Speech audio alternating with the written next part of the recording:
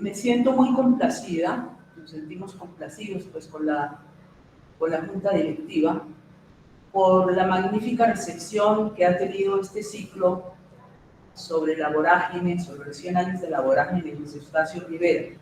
Hemos traído especialistas muy importantes, recordemos al doctor Sergio Ramírez, recordemos al doctor Delfín Rivera, a Cecilia Caicedo, a Margarita Serge.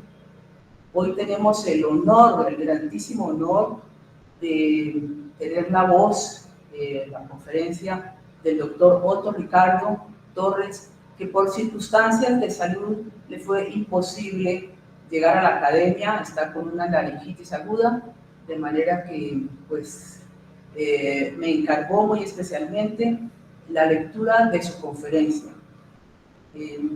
Otto Ricardo pues, es una persona muy conocida en el ámbito cultural colombiano, sobre todo por su vinculación por años enteros como profesor del Instituto Caricuervo, como profesor de la Universidad Javeriana, catedrático en varias universidades, autor, y aquí tengo una hoja de vida de él que nos da un panorama más certero sobre su actividad intelectual.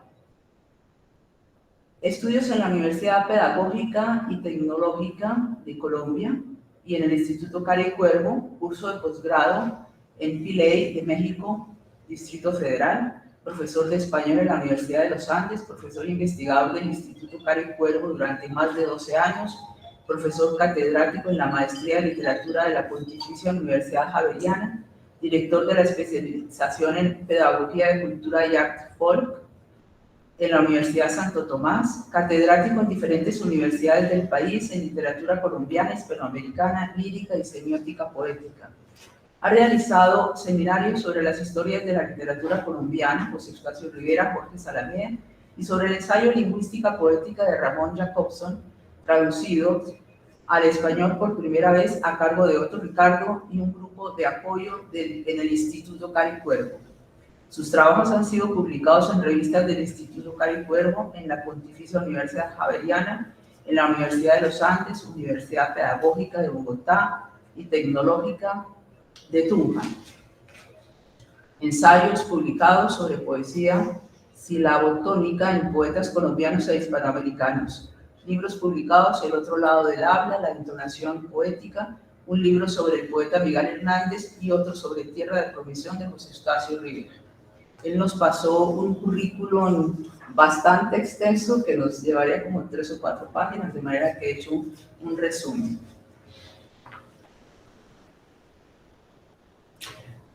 Nombramiento de la comisión aprobatoria del acta de esta sesión.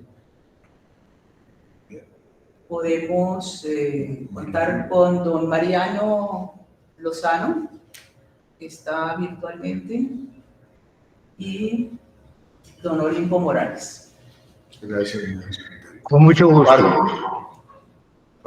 Lectura del texto del escritor Otto Ricardo Torres, titulado José Eustacio Rivera y Tierra de Promisión, contextualidad orgánica del poemario, a cargo de la académica de número y secretaria doña Cristina Mayo. Que importe ahora la palabra o el canto, no el cantor, porque tal vez no pueda ir a leer estas palabras que de todos modos confío y dedico a mi querida académica Cristina Mayo. Cristina, por supuesto que agradezco. Cristina, el honor de invitarme a tan augusta institución delante de las ausencias luminosas de mis jefes, don José Manuel Rivas Aconi y don Rafael Torres Quintero, en compañía de mis también colegas y amigos maestros de Hierbabuena, don Fernando Antonio Martínez, don Luis Flores, don Jorge Páramo Pomareda y don José Joaquín Montes Giraldo, presencias sin olvido en mi alma. Cuando ingresé al Instituto Caricuervo como profesor e investigador de tiempo completo, por invitación personal de don José Manuel Rivas Aconi, le pedí guiarme en la investigación y permitirme una carga académica apenas de 3 horas a la semana en mi cátedra del posgrado en el Seminario Andrés Bello del Instituto, con el fin de no mecanizar la cátedra y disponer del tiempo necesario para prepararla de la mejor manera y no verme obligado a depender únicamente de la información ya dada sobre los temas que debía tratar en ella. Junto a esto, también le dije que me permitiera reseñar la revista de Casa de las Américas, entre las sugerencias que él me había hecho de lectura de revistas para reseñas y comentarios. Le comenté que deseaba reestudiar lo que había visto en las aulas de alumno y que quería dedicarle el tiempo necesario a preparar mis clases y seminarios previamente del semestre anterior.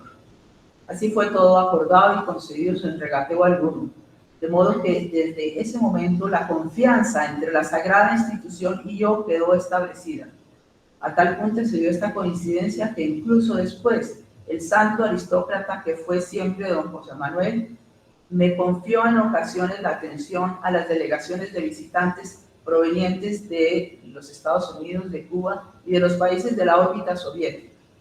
En este marco de trabajo investigué previamente mis proyectos de seminarios, entre otros, sobre todas las historias de literatura colombiana, sobre la obra de Jorge Salamea, tomando como foco de atención su excelente poema épico El sueño de las escalinatas, y sobre La vorágine y tierra de provisión, las obras de José Eustacio Rivera. Me detengo en esta. A la luz de los presupuestos filológicos para el análisis de una obra literaria, Tierra de Provisión en este caso, me di a la averiguación de la obra en su edición auténtica y ya delante de ella, recorrerla con inocencia, alerta mediante mi discreta percepción epistémica, verso a verso, estrofa a estrofa, soneto a soneto, de toda ella, empleando para este fin la matriz E-O-E-S, que es la relación recíproca entre los elementos objetivos y los elementos subjetivos de cada uno de los sonetos en el seguimiento de lectura consecutiva ya dicho. El uso de la mencionada matriz se justifica teniendo en cuenta que toda la obra está escrita en la estructura de la poética connotativa, cuyo modo de ser es ese. Afortunadamente no me investí de marco teórico alguno, sino apenas de la inocente percepción epistémica. Ya había venido sabiendo que la edición auténtica no podía ser la primera, la de 1921, sino la cuarta de Bogotá, editorial Minerva, 1926, pues fue esta la edición personalmente atendida por el poeta, según testimonio de don Maximiliano Concha Luque, el tipógrafo que levantó el texto de Tierra de Provisión en los linotipos de dicha editorial. Sobre esta edición adelanté la averiguación de la conducta poética del texto Tierra de Provisión. Esa tarea en la forma de lectura, como lo hice, me devolvió en reciprocidad un generoso manantial de luz sobre ella, con lo cual creí tener los elementos necesarios para ofrecer en el seminario. Desde entonces me he desentendido e incluso olvidado de toda la información libresca sobre cualquier tarea de investigación, ahora complacido y satisfecho con lo que ésta me ha estado diciendo. Me sorprendió darme cuenta de que dicha información totalmente nueva es susceptible de ser corroborada en la obra misma y que no ha sido dada ni antes ni después por fuente libresca alguna. Paréntesis, si hay una información parecida, casi idéntica, es un folleto publicado tiempo después por Isaías Peña, quien fuera mi alumno en dicho seminario que el profesor Peña Gutiérrez se abstuvo de citar y ni siquiera mencionar en dicho folleto. Allí nació mi fervor por la percepción mencionada sin saber de ella y mi trato cuidadoso con todo lo que tiene que ver con el modo de conocimiento en general y académico en particular, en el cual infortunadamente se socorre de manera inclemente y sistemática no solo el hábito, sino la adicción al conocimiento conocido, libresco o de cualquier otra manera ajeno o ya dado. Hábito nefasto, irritando, que castra o mata el estímulo a generar el champoneo necesario para lograr el conocimiento nuevo, siempre a la mano de la percepción epistémica. Este modo de conocimiento, al tiempo que me ha procurado conocer nuevo conocimiento, me ha ayudado también a conocerme a través de lo que he venido haciendo de ese modo. pero sobre todo, lo más importante que me ha enseñado es la certeza de que al descubrir de ese modo nuevo conocimiento, ese no es mío, sino en mí, pues proviene de la fuente que me lo da.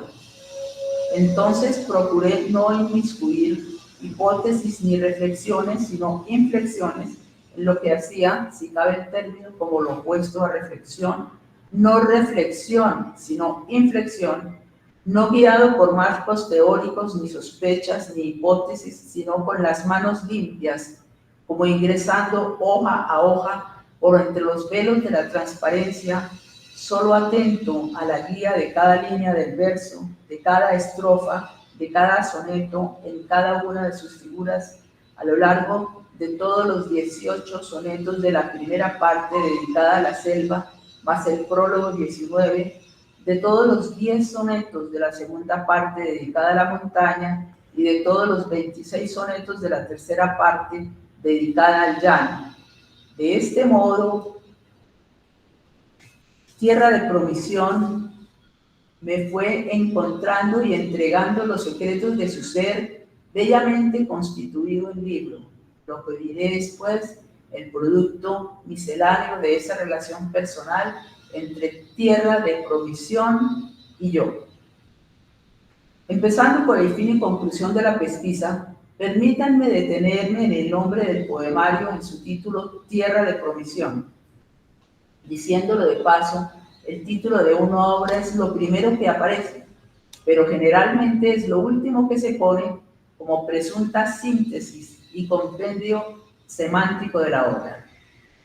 Desde don Ferdinand de Saussure quedó consagrada su definición sobre la arbitrariedad o convencionalidad del signo lingüístico, lo cual nos dice el no dicho que la realidad referida, esto es, el referente, no es como se llama. Por eso el nombre o signo es arbitrario, dado que menciona por convención o arbitrio la realidad referida, dejando a salvo la identidad de ésta. Ninguno somos por el nombre, a pesar de que a uno le piden cédula y hoja de vida para saber quién es uno. Nada ni nadie es como se llama, sino como es. El ser se dice él mismo siendo. El Salmo 19 habla bellamente de esa palabra del Logos, al manifestar que el firmamento declara sin palabras la majestad del Creador. Palabra esa que he llamado del Logos, que ya no es manifestación de signo lingüístico arbitrario o convencional, sino banal o mostración natural, deíctica, casi a dedo, del ser en la realidad anónima de su identidad, en su nombre sin nombre. Así todo con el tiempo, el nombre de uno termina semiotizado por nuestras obras, de modo que éstas envuelven de sentido el ser de uno, caso en el cual lo arbitrario pasa a ser necesario. Benevist. Aquello de que por las obras somos conocidos es de esta manera verdad. En esa edad del nombre, ya esta desaparece fonológicamente para darle paso a nuestra identidad mediante la realidad de las páginas de las obras de nuestro comportamiento, y así de manera equivalente en cada una de las criaturas de la realidad natural. Somos entonces lo que hemos hecho, lo que hicimos y hacemos, nos llamamos de ese modo, malgré le nom o pese al nombre. La rosa se dice en su tallo, en su flor y en el aroma. Esa es su identidad no arbitraria, no convencional, sino auténtica. Pues bien, todo lo anterior para declarar que en el caso de este poemario, Tierra de Provisión, bien mirado y averiguado, su nombre resulta no arbitrario, sino felizmente necesario, teniendo en cuenta que lo que dice el nombre del poemario es lo que este es en su realidad íntima de criatura. Leído atentamente, cualquiera infiere y advierte que efectivamente lo que en él se dice corresponde a la identidad de una tierra virgen, provisoria, o como una oferta de mujer en espera de ser poseída y fecundada por la acción del hombre. Pero ante todo lo dicho se sustenta en que este poemario es un ser constituido en criatura, contextualmente orgánico, criatura en el rango superior de la totalidad, poiesis o creación por eso mismo, esto es poesía. No apenas en cada uno de los sonetos, sino en el organismo total del texto. Esto es notable. Lo señalo y exalto. Primero, para dejar ponderada la poeticidad del poemario como criatura, o sea, como obra, y luego para aludir de reojo a tantos libros presuntamente literarios que se publican como mero amontonamiento de partes, sin ni siquiera advertir el compromiso de ella con una unidad orgánica de obra, libro, texto, criatura de rango superior que ya dije. También para señalar la falla de la crítica que casi de manera unánime nunca repara en esta necesaria unidad orgánica del texto en cuestión. Tal circunstancia es ya un logro poético, el de crear en el nivel de la totalidad textual, en el de la obra como ella es, en sí es ya criatura, esto es creación, poiesis. Tierra de Promisión es pues cabalmente una obra literaria por ser criatura, dada su mencionada contextualidad orgánica. Es para abundar en perfección idéntica a sí misma. Es como se llama. Los invito a tener en cuenta de este modo su lectura y en esa percepción apreciar la ebullición interna de su organismo con su enjambre ni de tripas ni de huesos, sino de su polifónica integridad ya en las partes que constituyen o construyen su respectiva totalidad, ya en la vigencia de esta como totalidad concreta en cada una de sus partes. Leerlo así es un encanto. Acordados al murmullo vivo del conjunto, como al oído del mar en un caracol. Visto en detalle, aquel resultado de la lectura pormenorizada me ha dicho que en el poemario no hay fuga en el tiempo ni en el espacio, esto es, no hay pasado ni reminiscencias o evocaciones, ni tampoco evasiones a otras realidades, generalmente de París, Grecia, Roma, Egipto, a sus mitologías y palacios y escenarios fastuosos, pese a ser actitud de fuga la pauta dominante en la poética del modernismo, escuela en la cual se inscribe ostensiblemente Tierra de Promisión. Esto ya es un aporte, el único, según creo, a toda la literatura modernista, el aporte del realismo pleno en tiempo presente, cantándole al aquí y a la hora de su país natal. También me dijo el poemario que la única mención exterior que invoca Tierra de Promisión es la de la tierra prometida de Hasem a su pueblo Israel en el Éxodo. Curiosa excepción, a pesar de la afiliación conservadora del poeta, lo que quiere decir conservador, católico, romano. Esta circunstancia se abre al contexto pragmático que concierne al autor en sus conflictos que tuvo con su partido y en la intervención de un obispo ante él para que renunciara a su condición de representante a la Cámara por dicho partido. El título del poemario sería, pues, un emblema de su independencia, de aquella militancia político-religiosa y de su vínculo íntimo con la fe del Sinaí. Tierra prometida, allá, tierra de provisión, aquí. Y ahora, única presencia del mundo exterior en el poema, aunque por mérito de ella no aparece extraña, sino entrañada. Siguiendo este hilo que nos habla mediante el contexto pragmático de la biografía interior del autor en su obra, Tierra de Promisión se halla en consonancia con la pauta religiosa del Sinaí, cuya religiosidad no va metafísicamente de la tierra al cielo, sino al contrario, el cielo viene a la tierra y le da a la comunidad el escenario donde ha de realizarse humanamente con la oración de su trabajo. Algo similar ocurre en el poemario. El poeta la presenta como una oferta de tierra fecunda y bella para ser labrada por la acción transformadora de la mano del hombre.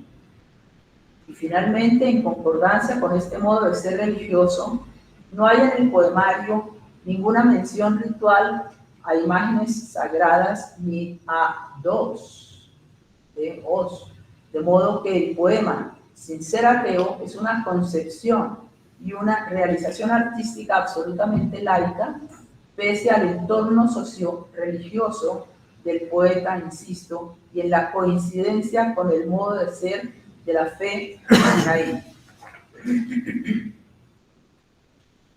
Y sobre ser notable esta erguida afiliación implícita, la tierra prometida está aquí, ya no está yendo a ella, sino que está delante de ella, en acto o como ahora se anda diciendo en vivo y en directo. También nos deja de ver el poemario que esta es tierra no culta o cultivada, sino virgen, y por ello salvaje, anónima y baldía, apenas habitada por la fauna y la flora de su geografía y por una escasa y fugaz presencia aborigen, una de cuyos representantes es la india Riley, con la que tuvo que ver el ardor viril del poeta. En ella el poeta va reconociendo desde su conciencia alfabeta los entes de aquella realidad que él va seleccionando y nombrando. Sin embargo, esta tierra de promisión, ecúmene o país del poema, no posee mar, ni Atlántico, ni Pacífico, solo selva, llanura y montañas. Tampoco tiene actividad laboral ni aldea alguna, escasamente un cementerio, cuya rareza más bien induce a la provocación de una lectura simbólica de ella. La vida en libertad, con la única presencia humana en celajes de los aborígenes, es la feliz tradición de esta tierra y de todo lo que hay en ella, y de todo lo que en ella hay.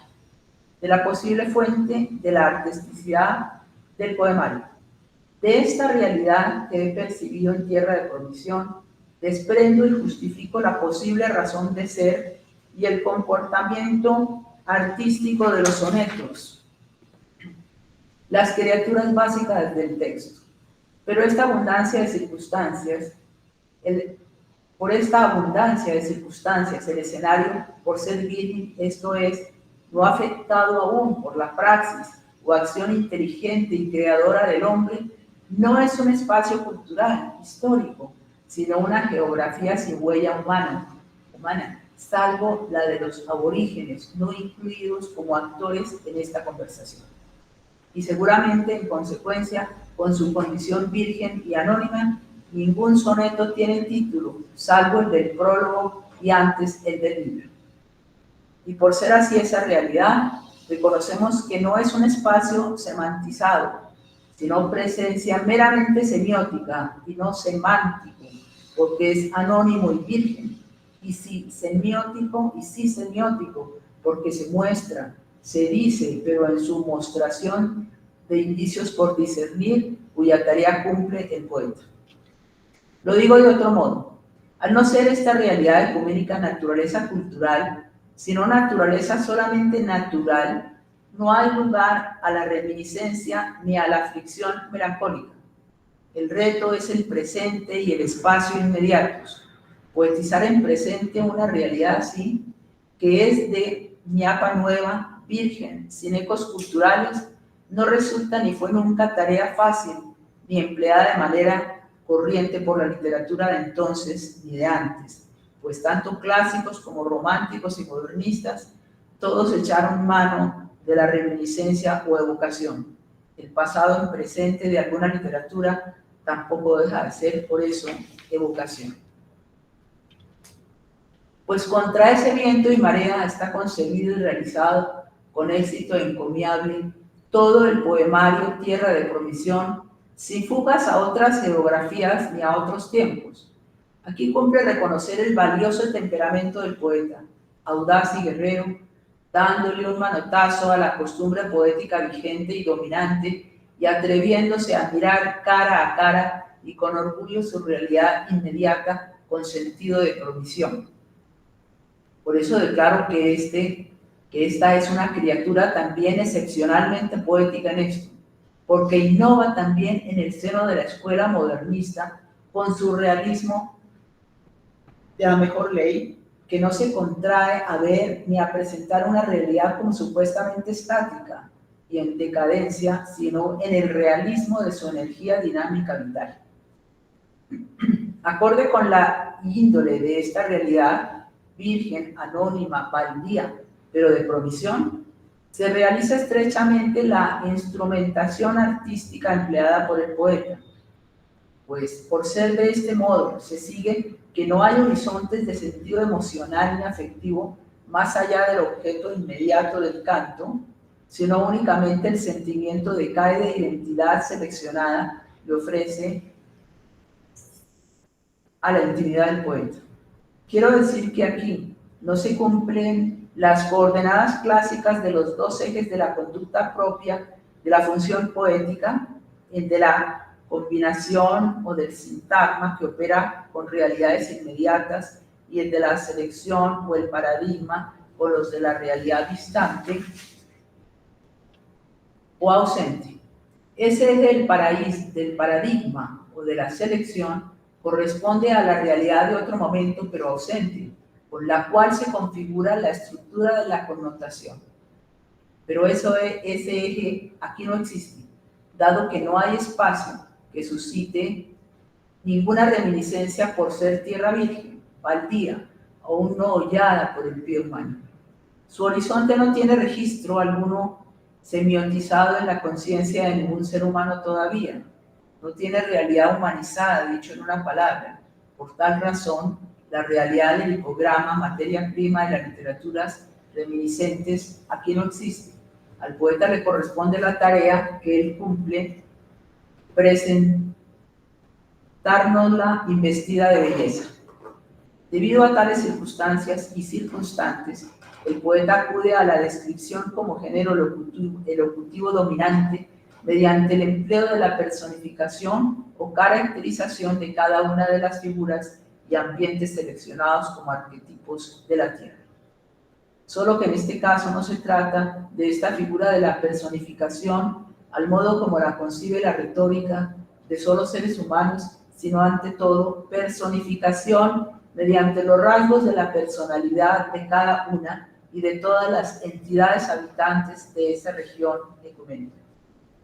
En este aspecto, si leemos con atención cada soneto, notaremos la manera como ocurre la observación del poeta, selectiva, minuciosa e integradora al tiempo de cada entidad y con la geografía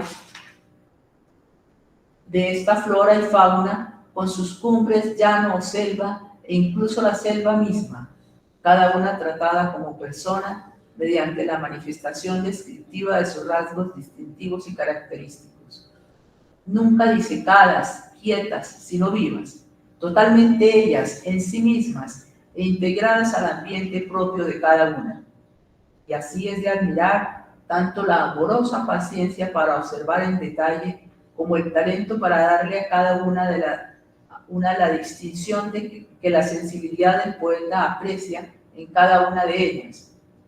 Que recuerde ningún símil, solo metáforas y sutiles alegorías, diciendo el sonido o la voz, el color, la dinámica o la característica plural de cada criatura objeto del canto y sin decaer en ninguna. La tarea es indudablemente un reto grande y singular. Allí vemos manifestándose con la más exquisita propiedad el talento de Rivera. Tal artisticidad realista se logra mediante un enfoque épico-lírico, por virtud del cual lo contemplado contrae sentimiento de correlación con la subjetividad del poeta, con el modo como el afecto del poeta acoge fraternal o paternalmente las criaturas de esa tierra virgen y amable. Así ocurre el diálogo cordial del poeta con su amable suelo. Ese es el modo con el cual el poeta nos muestra su país natal, al modo del salmo, como una copa llena delante del universo. Y entonces la subjetividad lírica es tan magistralmente manejada que sucumbe ante el esplendor de una realidad que deja de parecernos verosímil para aceptarla como verdadera. Los elogios de la adjetivación figurativa que allí surgen en cada soneto nos lucen como atributos naturales de cada entidad. La precisa selección así nos lo hace ver y en ese modo y marco se logra crear una particular relación connotativa. Es entonces cuando nos vemos obligados a admitir que el buen arte, al tiempo que simula verdad, disimula que es arte. En no pocas ocasiones, sin embargo, el poeta emplea otros recursos de caracterización en sus personajes, como el de la prosopopeya o visión humana de la conducta de alguno de sus personajes, o el de la relación de la energía telúrica o del elemento tierra que ellos representan en pugna o en armonía con el ambiente y con los demás elementos según las circunstancias de los personajes. Esto es también revelador de la biografía interior real del poeta en su modo de sentir y concebir su relación con la realidad. Y por supuesto haciendo también siempre uso de un fino conocimiento de la lengua, no solo en su aspecto comunicativo ordinario, sino en los recursos fronterizos que ella ofrece. De esta observación de las potencialidades expresivas de la lengua, extraen los recursos siempre felices que le ofrecen los rasgos suprasegmentales de ella, tales como los de las paranomasias y los de las isotopías de ritmo, entonación y ritmo. Esta lengua del poema sí resulta un nuevo decir, desdoblada en concierto o en cámara fotográfica o fílmica de imagen y sonido simultáneos, o en un dulce flautín escondido entre el guadual y el agua, según convenga a la índole del personaje en su ambiente. Así creo que se realiza esta pauta poética en Tierra de Promisión. Todo el poemario es, por tal razón, una producción épico-lírica, realidad muy real y en abrazo entrañable con la exquisita subjetividad del poeta, la adjetivación y la caracterización que el poeta logra de o en cada criatura es el encanto dominante de esta obra, encanto en el cual uno advierte con asombro que la belleza de cada entidad es algo inherente a ella. Todo lo que el poeta ve y describe sale, si se quiere, más verdadero que el propio original. Es una realidad producto. Así se hace válido el principio que da fundamento a la poética semiótica, según el cual el enunciado poético no es reproducción, sino producción de una nueva realidad. Por eso es poiesis, creación, y con pleonasmo la creación es la acción de crear criaturas. No sé por qué siento la urgencia de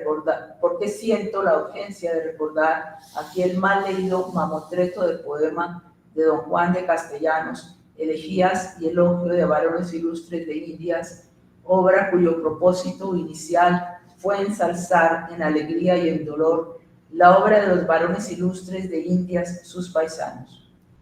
Sin embargo, la honestidad de este monje va dejando este propósito a un lado cuando y cuanto más avanza su mirada sobre los escenarios de nuestro territorio, de aquella prematura tierra de provisión, y llega a tal punto don Juan que en el discurso de Toné, indio catío, de la tercera parte del poema, don Juan pone en boca de este cacique comarcano la más bella y verídica diatriba contra el conquistador español y los mejores versos de todo el libro, incluso empleando en todo el poema la estructura de la rima final y al meso, nunca antes ni después usada en Colombia. Allí nace, como lo dejé dicho en uno de mis trabajos de estudiante en el seminario Andrés Bello, allí nace en Colombia nuestro poco cultivado realismo, y por ese modo de decir también nace la presencia del rostro de Colombia, avant la lettre, en nuestra literatura. Me gustaría intentar una breve conclusión de lo dicho. Primera conclusión. Todo el poemario Tierra de Promisión es una criatura, por consiguiente contextualmente orgánico. Esto significa que cada una de las partes son partes de un todo y que este todo no es suma sino producto de sus partes que lo constituyen o construyen. De ese modo, el todo está en las partes y éstas en el todo. Hay pues poeticidad o artisticidad, no solo en cada uno de los poemas, sino en la entidad producto de cada uno de ellos. Segunda conclusión. En todo el poemario, siendo la escuela modernista, no hay en él fuga o evasión en el tiempo ni en el espacio, pues todas las criaturas de su realidad son percibidas y enunciadas en su espacio y tiempo inmediatos. Y este es un aporte a la poética del modernismo por la adición de este al pasado y a las realidades exóticas y fastosas, distintas y lejanas del entorno natal del poeta. Tercera conclusión. Como parágrafo del anterior, la realidad que ofrece Tierra de Promisión no es tierra cultivada oculta y no es por ello una realidad humanizada, razón por la cual no da pie o lugar a la reminiscencia ni a la asociación de un plano inmediato con otro distante a fin para construir la figuratividad connotativa, ante ello el poeta. Cuarta conclusión. Acude a la personificación de los personajes mediante la caracterización de estos y el empleo de la descripción épico-lírica como forma elocutiva dominante en todo el poema. Esta personificación se funda en la consideración de las entidades como personas, aunque no personas humanizadas, salvo excepciones, como en el soneto inspirado en la paloma torcaz, sentida y expresada en su canto como un arrullo maternal a los montes. Ahora permítanme declarar que he evitado deliberadamente mostrar uno que otro soneto, fragmentos de ellos, atendiéndome al protocolo de este enfoque situado en la visión orgánica del poemario y en su forma del contenido nada más, sin hacer mención de su forma expresiva. En mi entender y a mi pesar, pues eso que he omitido es lo que he hecho antes, lo que he hecho en mi cátedra, no es la ocasión porque el análisis poético de la forma de expresión demanda una visualidad oportuna de lo que se está diciendo, ya que los detalles de la artisticidad así lo piden. No obstante, les dejo dos sonetos del poemario. En el primero apreciaremos a la paloma en su ambiente y modo de ser, comiendo de la naturaleza vegetal lo que ésta le brinda y apacentando el paisaje con su arrullo, ya no como Orfeo, sino con su canto maternal, con el cual antes de adormirlos llena a los montes de silencio y de paz. Y en el siguiente, en su mural de cascos relampagantes, los caballos como jóvenes atletas venciendo por goleada al viento en su carrera. Los poemas. Cantadora, sencilla de una gran pesadumbre entre ocultos follajes. La paloma torcaz acongoja las selvas con su blanda quejumbre, picoteando a rayanes y pepitas de agraz. Arrurú canta viendo la primera vislumbre y después por las tardes el reflejo fugaz en la popa del guamo que domina la cumbre. Ve llenarse las lomas de silencio y de paz, entreabiertas las alas que la luz torna sola, se entristece la pobre de encontrarse tan sola y esponjando el plumaje como leve capuz. Al impulso materno de sus tiernas entrañas, amorosa se pone a arrullar las montañas y se duermen los montes y se apaga la luz. Y atropellados por la pampa suelta, los raudos potros en febril disputa hacen silbar sobre la sorda ruta los huracanes en su crin revuelta. Atrás dejando la llanura envuelta, en polvo alargan la cerviz enjuta, y a su carrera retumbante y bruta simbran los pintos y la palma esbelta. Ya cuando cruzan el austral peñasco, vibra un relincho por las altas rojas. Entonces paran el triunfante casco. Resoplan roncos ante el sol violento y alzando en grupo las cabezas locas, hoy en llegar el retrasado viene. Dejo mi testimonio de agradecimiento a mi distinguida amiga académica Cristina Maya por su invitación y por la tarea de leer estas palabras, así como por el digno conducto de ella a la sacra institución de la Academia Colombiana de la Lengua por estar en su recinto. Hasta siempre, Otto Ricardo Torres.